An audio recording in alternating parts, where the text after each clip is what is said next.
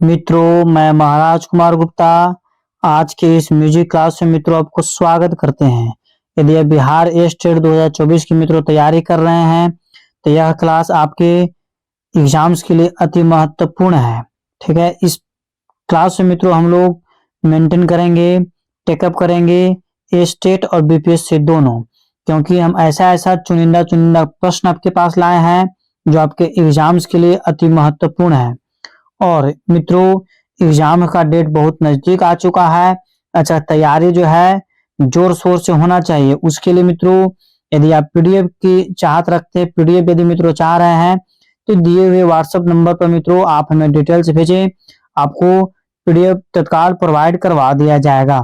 इस क्लास में मित्रों हम लोग 50 एमसीक्यू प्रश्न का आंसर जानेंगे, और जिस प्रश्न का आंसर मित्रों आता है उस प्रश्न का आंसर आप कमेंट्स में जरूर दिया कीजिए। इससे फायदा आपको यह है कि जिस प्रश्न का आंसर आप कमेंट्स में दे दीजिएगा उस प्रश्न का आंसर आपको 100% याद हो जाएगा। आज के क्लास में मित्रों हम डिस्क्रिप्शन नहीं लाए हैं, डायरेक्ट वे मित्रों लाए हैं, और डायरेक्ट वे में आप आंसर देने की कोशिश कीजिए। तो पहला प्रश्न मित्रों कि तबला किस वस्तु का बना होता है? तबला जो वाद्य यंत्र है, ठीक है, किस वस्तु का बना होता है? ए में आपका मित्रों ऑप्शन है लकड़ी तथा पीतल, बी में आपका है लोहा, और सी में है कपड़ा, और डी में आपका है चमड़ा। तो बताइए मित्रों क्या आंसर होगा? जो हमारा जो वाद्य यंत्र तबला है वह किसका बना होता है? आप कमेंट्स में जरूर बताइए। तो मित्रों इसका आंसर आपको हो जाएगा एप्पल। एप्पल कहने का मतलब है कि तबला का बना, ये लकड़ी और पीतल का बना होता है तबला। ठीक है मित्रों, अगला प्रश्न पर हम लोग क्लियर करेंगे। तानपुरा किस वस्तु का बना होता है? बहुत ही बेहद महत्वपूर्ण प्रश्न है कि तानपुरा मित्रों 4 तार होते हैं। कितने तार होते हैं? 4 तार होते हैं। परंतु प्रश्न हम लोग का है कि तानपुरा किस वस्तु का बना होता है? लकड़ी का, लोहा का, पीतल का या प्लास्टिक का? बताइए मित्रों क्या आंसर होगा? तानपुरा जो है मित्रों आपको वह लकड़ी का बना होता है। किसका बना होता है? लकड़ी का। ठीक है, इस प्रकार हम लोग नेक्स्ट प्रश्न पर मित्रों ध्यान देंगे, और सभी प्रश्नों को एमसीक्यू के रूप में मित्रों हम लाए हैं, और आप जरूर इसका आंसर कमेंट्स में दिया कीजिए। स्वरों के उतरते क्रम को क्या कहते हैं? बहुत बार मित्रों हम डिस्क्रिप्शन क्लास में आपको बता दिए हैं कि स्वरों के उतरते क्रम को क्या कहते हैं। संचारी कहते हैं कि आरोह कहते हैं कि अवरोह कहते हैं कि अस्थाई कहते हैं? जो स्वर नीचे की ओर उतर रहा है उसको मित्रों हम लोग अवरोह कहते हैं। क्या कहते हैं? अवरोह। सी इसका आंसर क्या है? सही है। इस प्रकार मित्रों हम लोग अगले प्रश्न पर ध्यान देंगे। अगला प्रश्न हम लोग को एग्जाम्स के लिए अति महत्वपूर्ण है। ठीक है, प्रश्न मित्रों कि राग भीमपलासी का गायन समय क्या है? राग भीमपलासी का गायन समय क्या है? तो ए में हमारा ऑप्शन है मित्रों रात्रि, बी में आपका है सायंकाल, सी में आपका है प्रातः काल, और डी में है अपराह्न। तो मित्रों बताइए आंसर क्या होगा? ए और डी ऑप्शन जो है डायरेक्ट वे मित्रों छट जा रहा है। तो मित्रों इसका आंसर आपको हो जाएगा सायंकालीन, मतलब शाम में। ठीक है, राग भीमपलासी का गायन समय क्या है? तो शाम में इसको गाया जाता है। अगला प्रश्न मित्रों, संगीत रत्नाकर ग्रंथ के लेखक कौन थे? इसका आंसर मित्रों आपको कमेंट्स में देना अति आवश्यक है कि संगीत रत्नाकर ग्रंथ के लेखक कौन थे। जिस प्रश्न में डिस्क्रिप्शन रहता था उसका आंसर देना थोड़ा आसान पड़ता है, परंतु आज की क्लास में मित्रों हम डिस्क्रिप्शन नहीं लाए हैं। आप डायरेक्ट आंसर बताइए ताकि पता चल सके कि आपका तैयारी किस लेवल पर है। संगीत रत्नाकर ग्रंथ के लेखक कौन थे? ए में है मतंग साहब, बी में है नारद साहब, सी में है सारंग देव, डी में है भारत साहब। तो मित्रों इसका आंसर होगा संगीत रत्नाकर के लेखक आपको सारंग देव है। कौन है? सारंग देव। सी नंबर से मित्रों क्या है? सही है। इस प्रकार मित्रों आज एक बात आपको हम जरूर बताएंगे कि बीपीएससी ट्राई 3 का भी एग्जाम्स का डेट बीपीएससी मित्रों अपना निकाल दिया है, अतः तैयारी में लग जाने की जरूरत है। तो प्रश्न मित्रों हम लोग को कि निम्नलिखित रागों में से किसमें दोनों माध्यम लगते हैं? निम्नलिखित रागों में से किसमें दोनों माध्यम लगते हैं? देश, भीमपलासी राग, भैरव राग या केदार राग? ठीक है, तो मित्रों इसका आंसर आपको हो जाएगा केदार राग में जो है दोनों माध्यम लगते हैं। इस प्रकार मित्रों हम लोग अगले प्रश्न पर चलेंगे। इस प्रश्न का आंसर बताने से मित्रों पहले एक बात आपको जरूर बोलेंगे, यदि आप अपने जीवन में सफल होना चाहते हैं तो प्रतिदिन एक टारगेट फिक्स कीजिए और उस टारगेट को पूरा करने में पूरा दिन लगा दीजिए मित्रों। आगे आने वाला समय आपको ऑटोमेटिक सही हो जाएगा। तो मित्रों प्रश्न है कि तिलवाड़ा ताल में कितनी मात्राएं हैं? तिलवाड़ा ताल में कितनी मात्राएं हैं?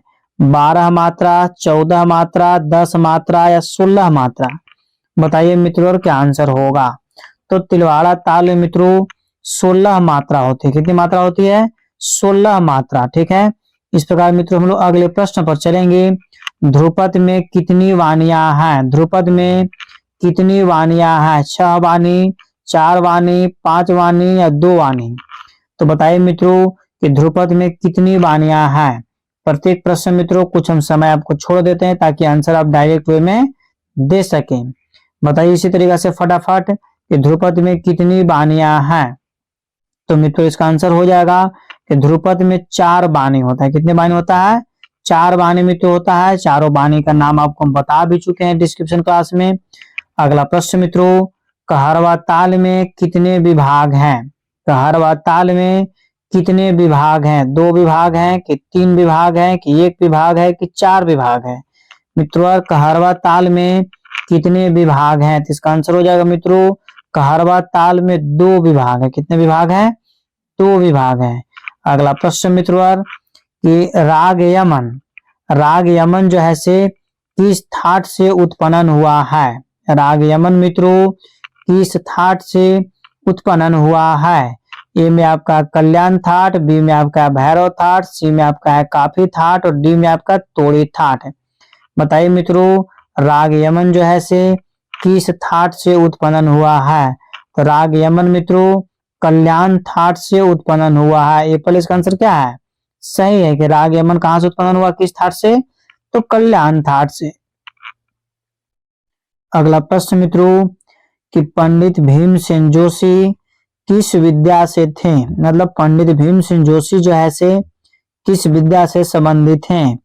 गायक, वादक, नर्तक या चित्रकार? तो मित्रों 2 ही इसमें ऐसा ऑप्शन है जिसमें आपको कंफ्यूज हो सकता है कि पंडित भीमसेन जोशी किस विद्या से संबंधित हैं। तो या तो गायक या वादक।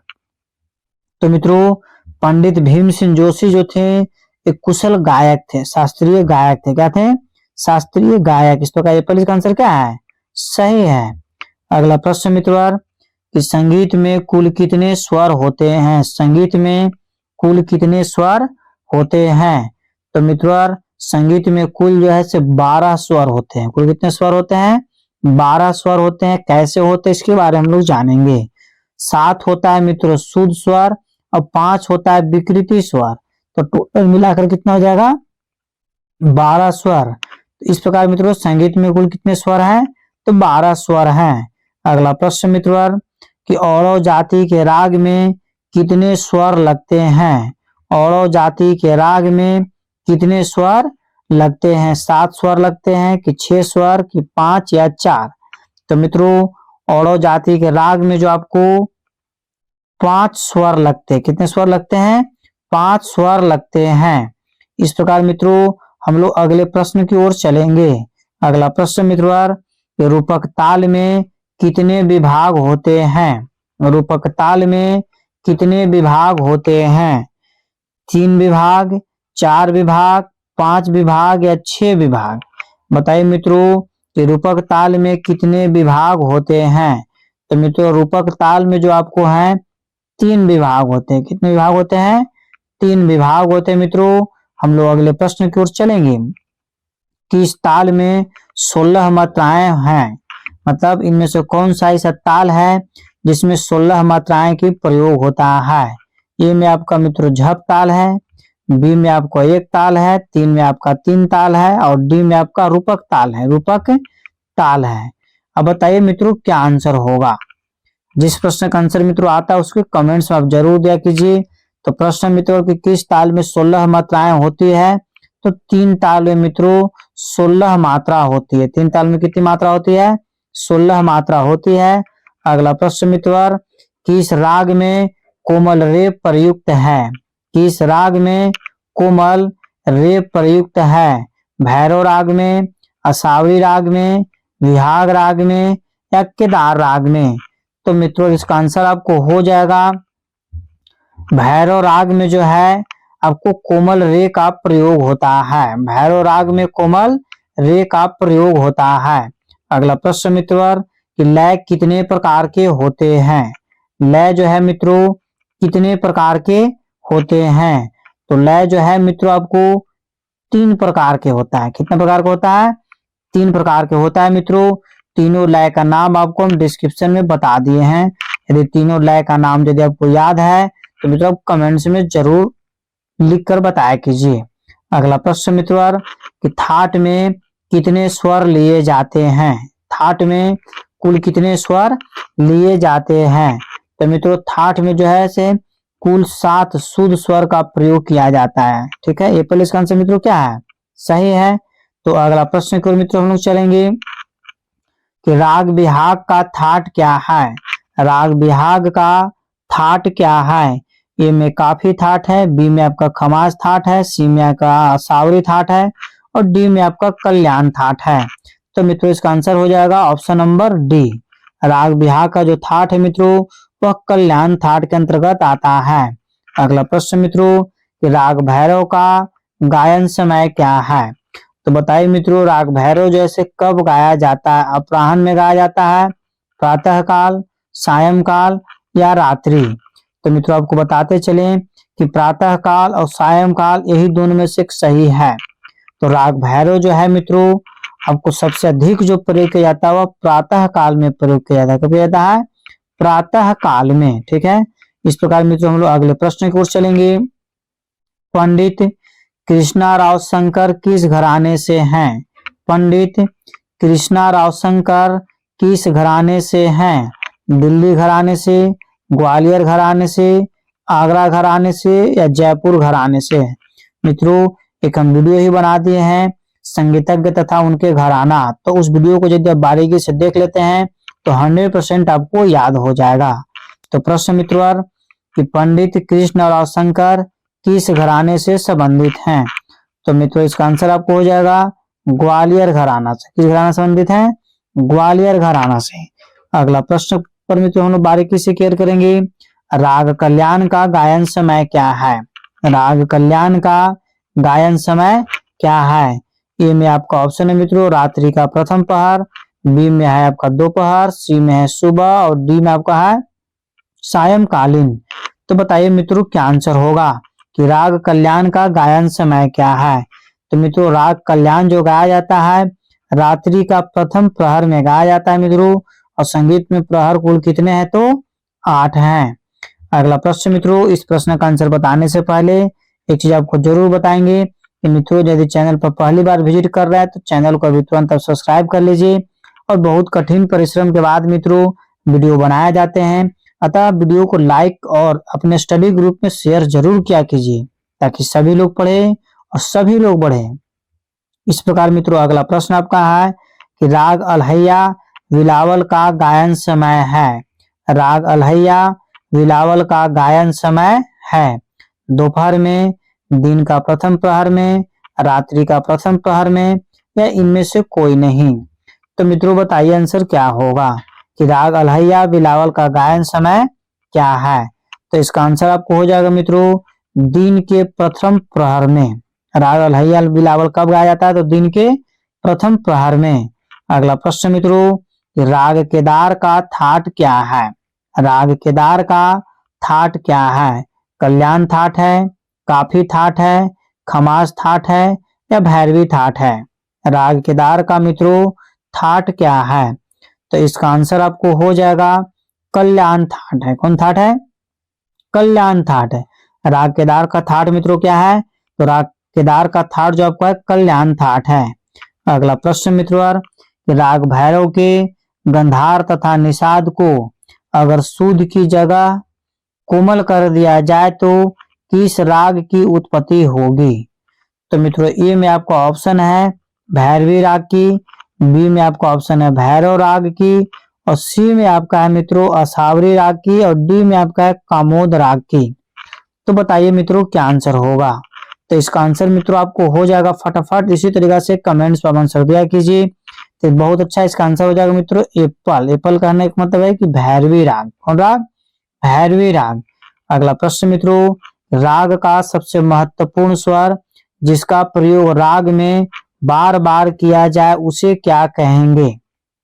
ठीक है, राग का सबसे महत्वपूर्ण स्वर जिसका प्रयोग राग में बार बार किया जाए उसे क्या कहेंगे? वादी स्वर, समवादी स्वर, पूर्वांग या फिर उत्तरांग।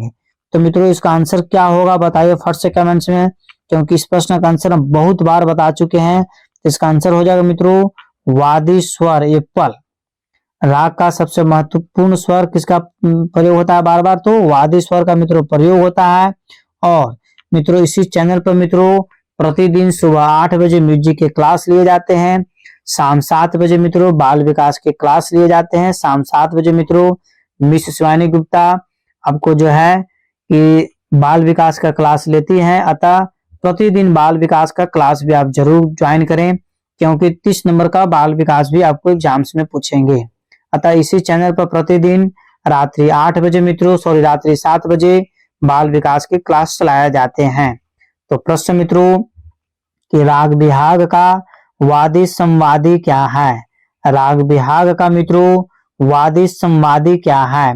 मित्रों आप इसको कमेंट्स में जरूर आंसर दीजिए। कुछ समय आपको हम जरूर देंगे और इसी समय के बीच में आपको आंसर दे देना है कि राग बिहाग का वादी संवादी क्या है। तो मित्रों इसका आंसर हो जाएगा राग बिहाग का वादी ग है तथा संवादी आपको नी है, मतलब एप्पल आंसर क्या है? सही है। इस प्रकार मित्रों हम लोग अगले प्रश्न की ओर चलेंगे। राग हमीर का वादी संवादी क्या है? बहुत ही बेहद महत्वपूर्ण प्रश्न मित्रों। राग हमीर का वादी संवादी क्या है? तो मित्रों आप कमेंट्स में फटाफट बताया कीजिए कि राग हमीर का वादी संवादी स्वर क्या है। तो मित्रों आपको बताते चलें कि राग हमीर का वादी स्वर आपका ग है और संवादी स्वर आपका नी है। इस प्रकार मित्रों इस प्रश्न का आंसर क्या हो गया? एप्पल। अगला प्रश्न मित्रों तो हम लोग अगले प्रश्न पर चलेंगे कि राग अलहैया विलावल का वादी संवादी क्या है? राग अलहैया विलावल का वादी संवादी क्या है? तो मित्रों जिस प्रश्न का आंसर आपको आता है उस प्रश्न का आंसर आप कमेंट्स में जरूर दिया कीजिए। तो मित्रों इसका आंसर आपको हो जाएगा वादी आपका घ है तथा संवादी स्वर आपका ग है, मतलब राग अलहैया विलावल का वादी स्वर घ तथा संवादी स्वर ग है। इस प्रकार मित्रों हम लोग अगले प्रश्न की ओर चलेंगे।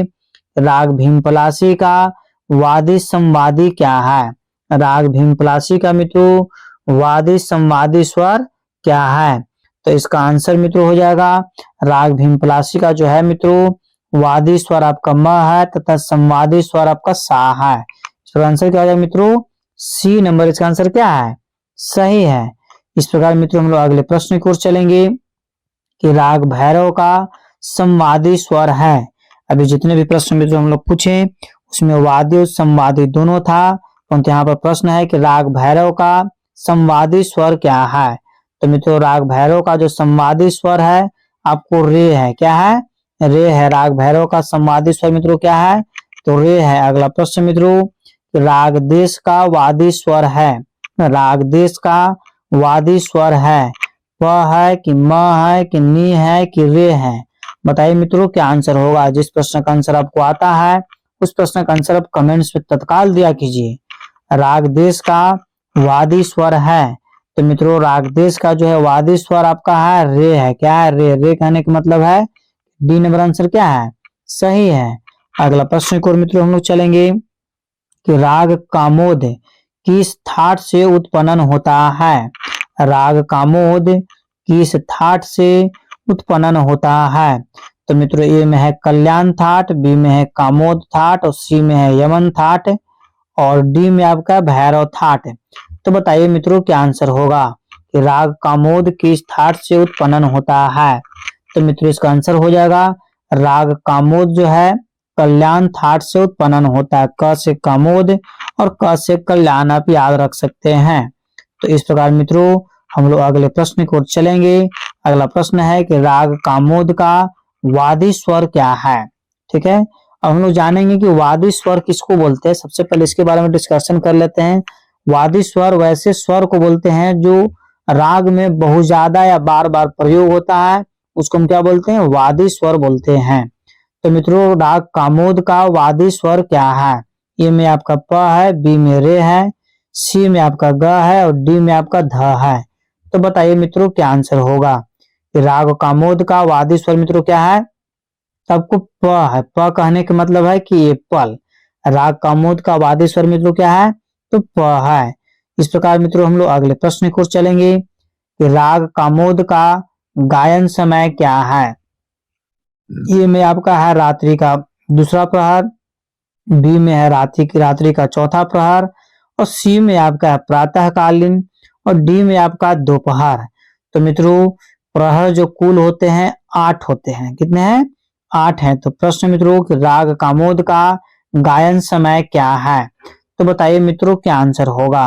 तो राग कामोद का जो मित्रों गायन समय है वो आपको रात्रि का दूसरा प्रहर है। रात्रि का दूसरा प्रहर मित्रों राग कामोद को गाया जाता है। अगला प्रश्न मित्रों राग हमीर का गायन समय क्या है। राग हमीर का गायन समय क्या है, प्रातःकालीन, दोपहर, अपराह्न या रात्रि का प्रथम प्रहर। तो मित्रों ऑप्शन से ही छट जा रहा है कि हम बार बार बता रहे हैं कि प्रहर कितने होते हैं, 8 होते हैं। तो एक ही ऐसा मित्रों इसमें ऑप्शन है जिसमें प्रहर लगा हुआ है। इस पर आंसर क्या हो जाएगा, डी हो जाएगा। राग हमीर का गायन समय क्या है, तो रात्रि का प्रथम प्रहर। अगला प्रश्न मित्रों राग हमीर की जाति क्या है। ठीक है, राग हमीर की जाति क्या है। तो ए में आपका है मित्रों ऑडो संपूर्ण, बी में है संपूर्ण संपूर्ण और सी में आपका है साडो संपूर्ण और डी में है मित्रों आपको ऑडो संपूर्ण। तो बताइए मित्रों क्या आंसर होगा कि राग हमीर की जाति क्या है। तो मित्रों राग हमीर की जो जाति है संपूर्ण संपूर्ण है। बोल इसका आंसर क्या है, सही है।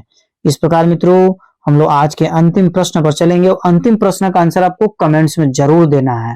और अब इसके बाद आपको बताना है कि आपका कुल कितना सही आंसर हुआ। इसलिए आपको जब भी मेरा क्लास ज्वाइन किया कीजिए तो कॉपी क्वेश्चन लेकर के, कॉपी और पेन लेकर के मित्रों बैठा कीजिए और नोट करते जाइए कि किस प्रश्न का आंसर आपको सही हुआ और किसका गलत हुआ। तो प्रश्न मित्रों कि पंडित हरिप्रसाद चौरसिया निम्न में से क्या बजाते हैं। इसका आंसर आपको देना कमेंट्स में अति आवश्यक है। तो मित्रों ए में आपका ऑप्शन है बांसुरी, बी में है तानपुरा, डी में है ढोलक और सी में है तबला। तो मित्रों बताइए कि पंडित हरिप्रसाद चौरसिया क्या बजाते हैं। बहुत अच्छा, गुड, वेरी गुड, बहुत अच्छा आंसर बताया। तो इसका आंसर आपका हो जाएगा एप्पल। ठीक है, मतलब बांसुरी बजाते हैं। पंडित हरिप्रसाद चौरसिया क्या बजाते हैं, बांसुरी बजाते हैं। इस प्रकार मित्रों आज का क्लास यहीं पर समाप्त किया गया। यदि मित्रों आप पीडीएफ चाहते हैं तो दिए हुए व्हाट्सएप नंबर पर आप डिटेल से भेजिए, आपको तत्काल पीडीएफ प्रोवाइड करवा दिया जाएगा। और मित्रों कठिन परिश्रम के बाद मित्रों वीडियो को बनाया जाते हैं, अतः चैनल को आप जरूर सब्सक्राइब कर लें और लाइक मित्रों जरूर करें, ताकि लाइक करने से हम लोग को एनर्जी मिलता है। और मित्रों पढ़ने का सबसे उत्तम तरीका है कि इस वीडियो को स्टडी ग्रुप में जरूर शेयर किया कर दिया कीजिए और जब भी पढ़िए तो ग्रुप डिस्कशन के साथ मित्रों पढ़िए, सफलता आपको निश्चित मिल जाएगा। और मित्रों सभी प्रश्नों का आंसर आप कमेंट्स में दिए, इसके लिए बहुत बहुत धन्यवाद। आपको यह क्लास कैसा लगा आप कमेंट्स में एक बार जरूर बताएं, ताकि और बेहतरीन तरीका से हम इस क्लास को सजा करके आपके पास लाएं। तब तक के लिए आप स्वस्थ रहिए, मस्त रहिए। एक बार प्रेम से बोलिए भारत माता की जय।